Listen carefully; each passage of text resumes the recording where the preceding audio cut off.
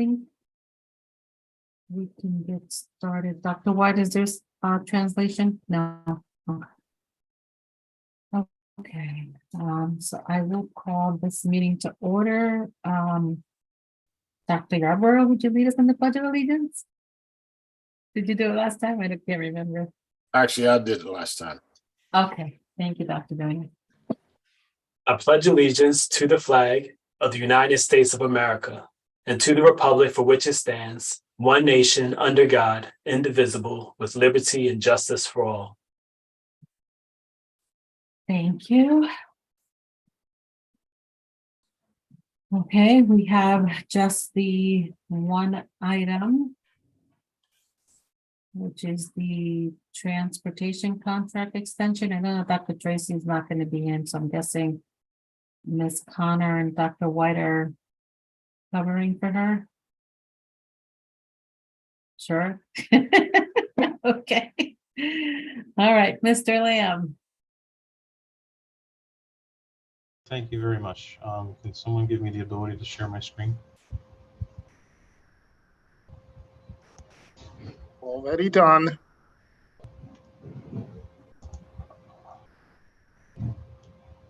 So thank you very much. So in the last board meeting, I was charged with engaging with First Student to negotiate the option year or extension of our existing contracts with First Student to begin for the 23-24 fiscal year. This memo was sent out last week to everyone, outlining exactly what those conversations were. First Student has provided us with 3 options. We do have currently 2 contracts for transportation, one being our special education out of town busing and our regular education and special education busing. The special education out of town busing is considerably smaller than the regular education, consisting of approximately 12 or so vehicles. The costs, just as with the RFP, are based on 180 days of service. Pricing is provided per vehicle type per day, based on exactly what we are utilizing today. This was put together in consultation with Teddy Barra, with conversations with Christine Bourne, along with Attorney Lesiadis for contract language, to ensure that we were not violating anything related to our existing contracts. The First Student has provided us with, as I discussed, 3 separate options. First option being we have approximately 50 vehicles that are aging out of our fleet this year. And the options that they provided are reflective of whether or not we retain those vehicles in our fleet for an additional year, or we replace either 25 or all 50 of those vehicles. The recommendation that I have to this board is to move forward with retaining our existing fleet for 1 additional year. Not only does that reduce our cost, but it also allows us to level the playing field a little bit when we go back out to bid for services. It will provide, when we go back out to bid, that First Student will need to purchase not only these 50, but an additional 60 that will age out of the fleet next year. There is language in our existing contract that allows us to be able to have vehicles beyond the 7-year requirement. And that was verified with Attorney Lesiadis, and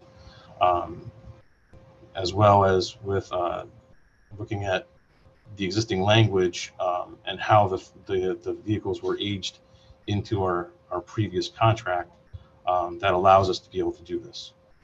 So all of the provisions in our existing contract will transfer into next year. How we do our fuel, how we do our invoicing,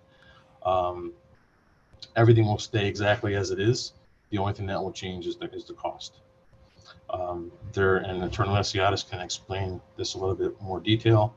However, the provisions in the contract are that even though it is an extension of the contract and there is some pricing associated with it, it is based on mutual agreement, and these prices had adjusted based on what First Student had provided to us.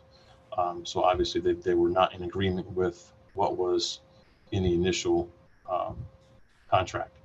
The initial contract is also based on 340 routes. This contract is based on a significantly lower number, which is outlined below here, where if you look at the number of routes that are here, we're at 319. That is what we are currently running, and that is what these numbers are based off of. When we receive the bids from the bus company, it comes to us looking like this. And then we have to extrapolate out all of the numbers to come up with what is an approximation of what our costs would be for the year. Based on the number of routes that are anticipated to be run for that year.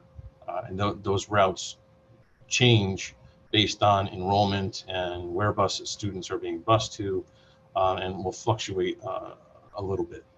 We've had some fluctuation in our routes over the years. Prior to my coming on board, we had obviously COVID, and prior to that, we had situations with some of the previous directors that tried to make some route adjustments, and that didn't go so well. However, we've been able to overcome some of those in the last year and have landed at 319 routes, which seems to be able to accommodate the needs of the district, along with the 12 routes for the out-of-town busing.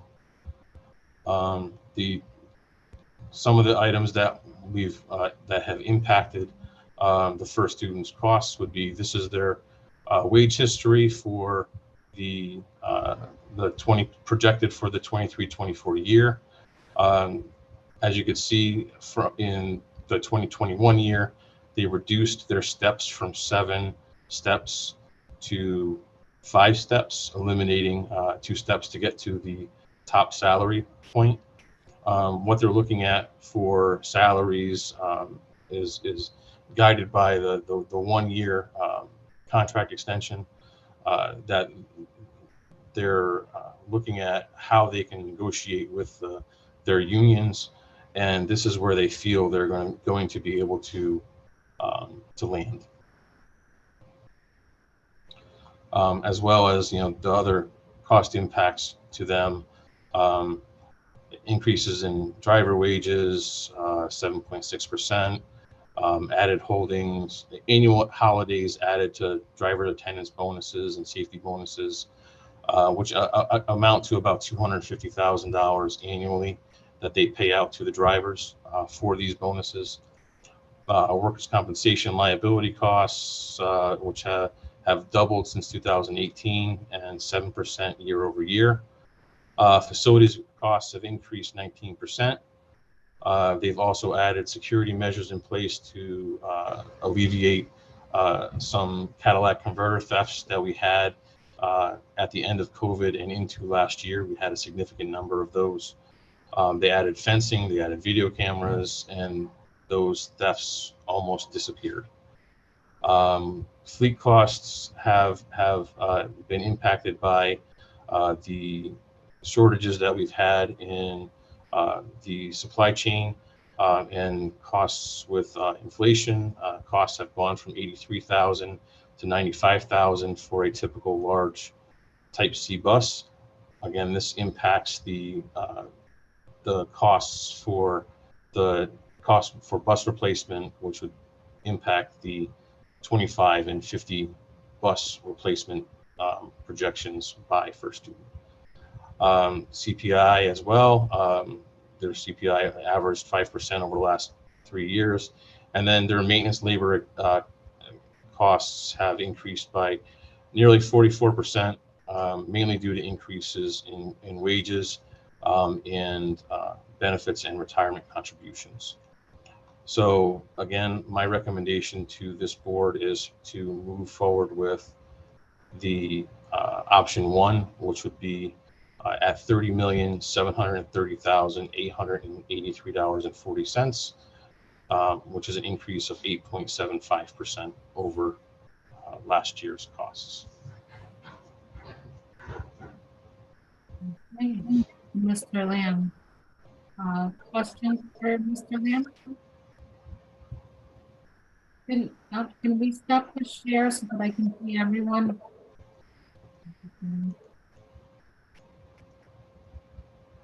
Thank you. Go to Dr. Yarborough.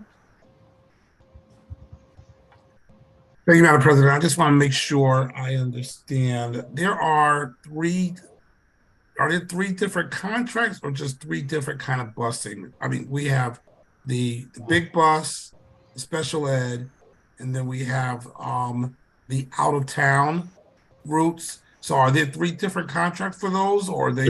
There's only two. There's two. So the small route that you said was like 12 routes, Correct. which is out of town. That is part of the big contract or the special ed? No, contract? that's the special ed contract. It's part of the special ed contract. So special ed not out of town is only out of district busing. So any special education busing for students that live in towns outside of New Haven. Oh, okay. So it's not all of our special ed kids Correct. are being bused. Their busing is being paid for through part of them are being paid for out of town, and the larger part is probably being paid for through the regular larger contract. Correct. That's how it's currently set up. So it's the way that we have to renew the contracts. All right. The other question I have is around the new buses.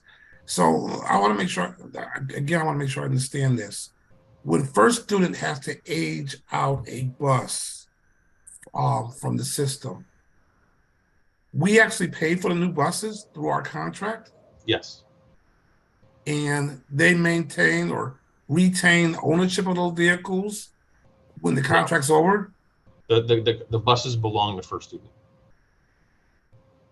but we pay for them. Correct. As part of the overall cost of the contract. Interesting.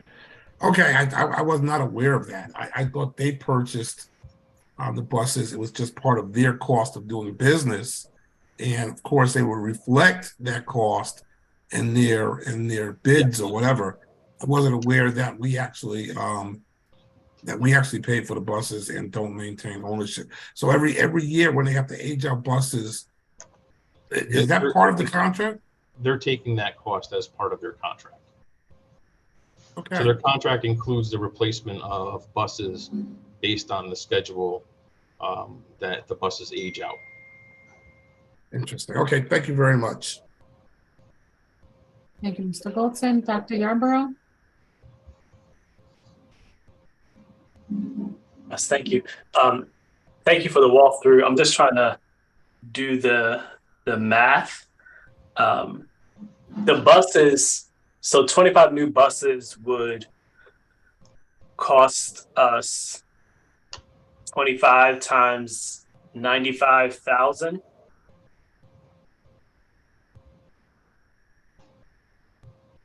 Is that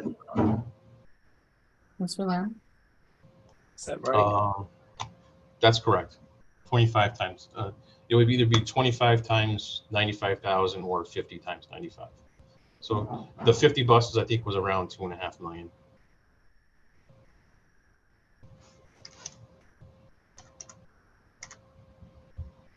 Okay, so I'm just trying to see if the difference between the options It may is not be exact. price 50 times 95, or is it an extra extra money on top of that or not?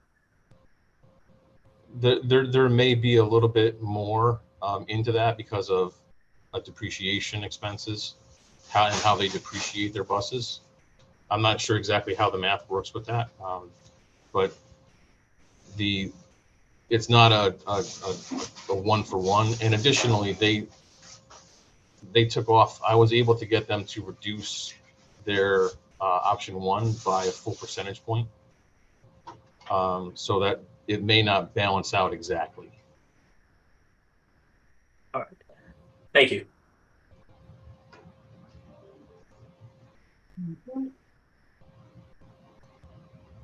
Any other questions? Mr. Bolton? I just want procedure wise. So if we approve this tonight, this has to go before the Board of Alders. Have you worked out a schedule when that's going to happen, how that's going to happen, and if it happens on time? So I've had a conversation with Sean Mattis and Michael Gormany, and we're actually running this parallel. So this is going through Board of Aldermen tonight as well, as a placeholder, so that we can get this on the agenda for next Monday with finance, as well as getting it on the agenda for the July 4th meeting, because that's the final meeting that is available, because they're in summer schedule. Oh, hold on 1 second. Dr. White, I think Dr. Tracy's trying to get in. But I've been trying to bring her in, Okay. but she disappeared from the screen. Oh, okay. Second question related to procedure. Once this is done, and this contract signed off, they're doing the summer busing. I mean, they're doing the summer busing and they're busing for next year. What is the next steps towards putting this back out to bid again?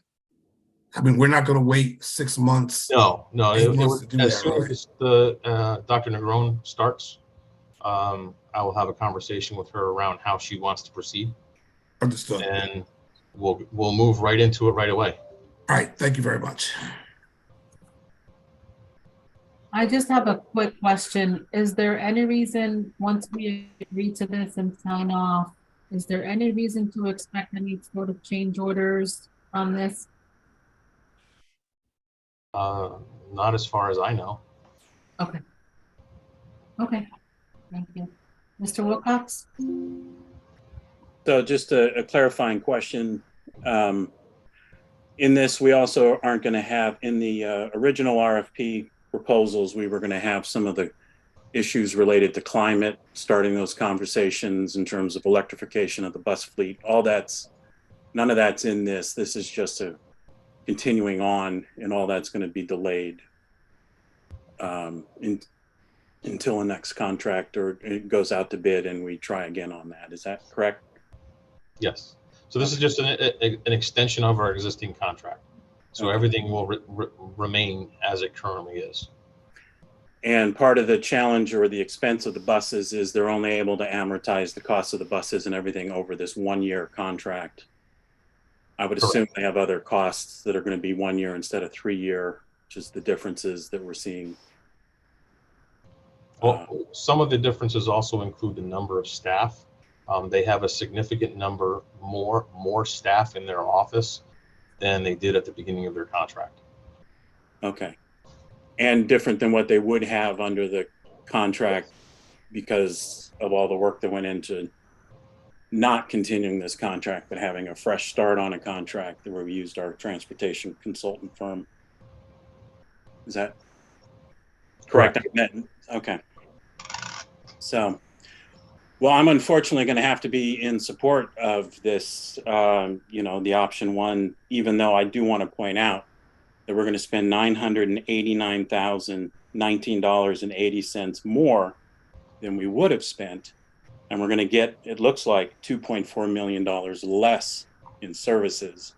We're going to be putting this out to bid. We just looking at the information that's here, with the rise in bus costs of 15% over the last 2 years, it's not like these things, when we put it out to bid, are going to come in cheaper. So the board has decided to spend almost $1 million more to get $2.4 million less and to start this all over again when we had a process that had competition, that had viable bidders, that had a unanimous choice, but the board decided not to go with that. So I will be in support of that. And if we need to have a motion, or if there's a suggested motion, perhaps we could get that on the floor so that at some point we can move towards a vote. Mhm. Thank you. Second. Thank you, Mr. Luca. I don't think that was a motion there, Eliker. I'm happy to turn it into one if that's helpful to the board. Before we make the motion, We have two more questions, but yes, right after that. Dr. Joyner and then Mr. Goldson. I'd like to echo what Matt said, and I know we can't go back and change the past, but we cannot allow anything like what happened that led to this real problem to happen again. Because Matt laid out the process, and quite frankly, I'm still very upset about it, but I'll manage that in my own way. But it was irresponsible. And we can't play games like that with the taxpayers' money and with the futures of our children. Well, we can't go back and change it. But good organizations learn from their mistakes. And I'm hoping that we'll learn that when we have a good process, we have the experts involved in evaluating the issue, that as part-time policymakers, we'd be well, unless there's something we don't know, advised to follow the recommendation of experts and not allow board members to do backdoor stuff that really undercuts what we're trying to do. And that's all I have to say about it. And I'm going to vote for this recommendation from Mr. Lamb. Thank you, Dr. Joyner. Mr. Goldson. Madam President, thank you. I agree with my fellow board. Members. We should learn from our mistakes. I think a majority of board members were clearly not comfortable with the process that we had, and to suggest that there was some sort of backroom stuff going on and all this other stuff that some board members have suggested here today, I think it's unfair to both the board and the staff. Quite frankly, this process should have started earlier. The RFP process should have started earlier. It was stopped several times because one or two key people were out or sick or whatever the excuses were. And at the end of the day, it ended up being the same kind of process we've had in the past. And that is choices given to us too close to the start of the new year, without us being able to correct some of the issues that we thought, or at least a majority of the board members thought were correctable. Now, I'm the only board member that didn't vote for this option because I felt uncomfortable with it. There was another option that I thought was a better option for us. But at the end of the day, this board, a majority of this board, overwhelming majority of the board, felt that this was the best option, and I'm going to vote for this option this time, Madam President, so that we can get on to the business of fixing this in the future, so that we don't have these kind of issues again with this contract or other contracts. Thank you, Madam President. Thank you, Mr. Goldson. Dr. Yarborough. Thank you. I'm going to vote in favor of what's before us in one of these three options, whatever is proposed. Not necessarily because it's recommended, but it's the only set of options we have if we want to provide busing for the summer and also for the school year. I agree that we had a good process laid out for doing this contract. I also think it was executed imperfectly. I don't know that we need the scolding on how this process went because there's disagreement in terms of how it was executed. I do think it was laid out well, but we didn't do everything. We collectively didn't execute well on it. But I am going to vote in favor of one of the options that's put forward because it's a responsible thing to do. But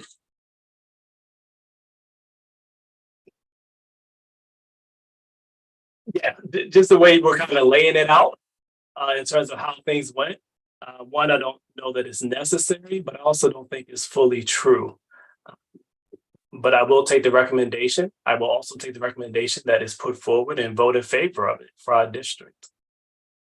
One thing I'm not clear with this contract and what's laid out here is what exactly the increased cost might be for 2023-2024 school year. I hear about things increasing over time and percentages about things that have changed, but we're not presented with the exact cost of doing business that First Student has. I'm sure that's padded, and if it's not clear. Thank you, Dr. Yarborough. Mr. Wilcox? Yeah, I'll just point out that often when you're negotiating with the vendor, you don't have every bit of information that they have in front of you. But what's clear is this is going to cost us almost $1 million more than we would have been spending next year. So I'm hoping we can do better next. I'd like to make a motion, and that is I move that we approve option 1 of the transportation proposal before us. Second. Been properly seconded. Is there any discussion? Mr. Golton? I just have one question, Madam President.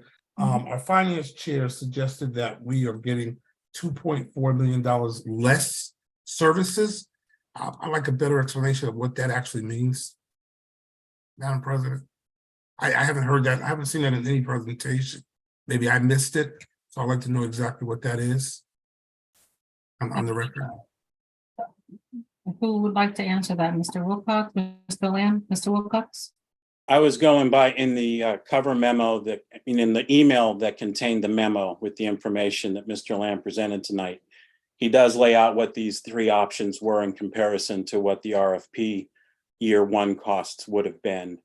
The RFP year one costs would have included purchasing some new buses in addition to various other changes, like starting to plan for partial or electrification of the fleet and some other services that we wanted. So we're not going to have those services. Our students are going to be riding older buses, likely less efficient. Can only imagine an 8-year-old bus is less efficient than a brand new bus. I might be wrong. I'm not a transportation expert, and that's part of why we employ operations chief officer and a transportation people so that they can be more expert in that. But I'm just going on my knowledge of vehicles in general, that they seem to get more efficient, not less. So those are those things that might also increase our costs in gasoline or diesel fuel, et cetera. But yeah, those are the basing it on the cover email that contained the documents that were sent to us that provided the differential costs based on what we would have been paying in year 1 of if we would have accepted that contract recommendation. Well, thank you, Madam President. That answer was just as confusing as the comment about $2.4 million. There's nowhere that it says that we will be getting $2.4 million less in services.